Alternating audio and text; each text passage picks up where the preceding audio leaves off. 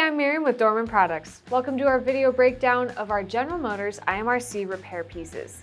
If you've worked with Chevy Cruzes and Sonics with a 1.8-liter engine, you may be aware that they use variable length intake runners. That's not unique to this car. Many cars use them in order to help tune an engine for best performance in a given rev range.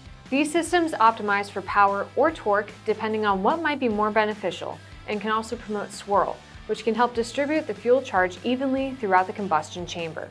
GM does this by using a flap system that closes and opens different sections of the runners, changing the length. That high-tech manifold relies on a simple actuator and mechanical linkage to function. Those pieces make up the IMRC, which stands for Intake Manifold Runner Control. The linkages can and do break, and we've also seen failure of the actuator.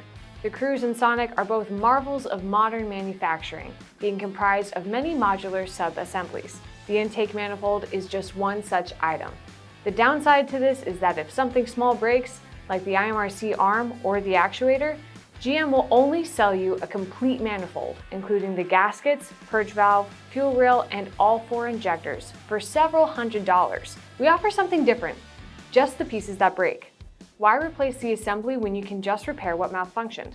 We sell the arm and actuator together as part number 911, 929, and we also offer just the arm by itself, part number 911, 929A.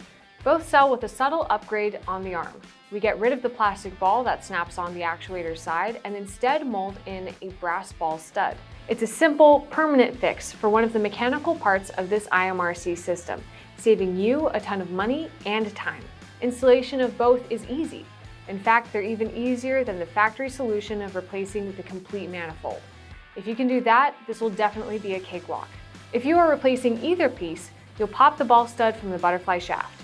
For motor replacement, simply remove and replace the actuator, and reinstallation involves just snapping the new arm in place. We hope you like this new solution, and remember, if you need anything at all, the Dorman technical support team is always handy to help. Thanks for checking out our video on these IMRC repair pieces. I'm Miriam, and I'll see you next time.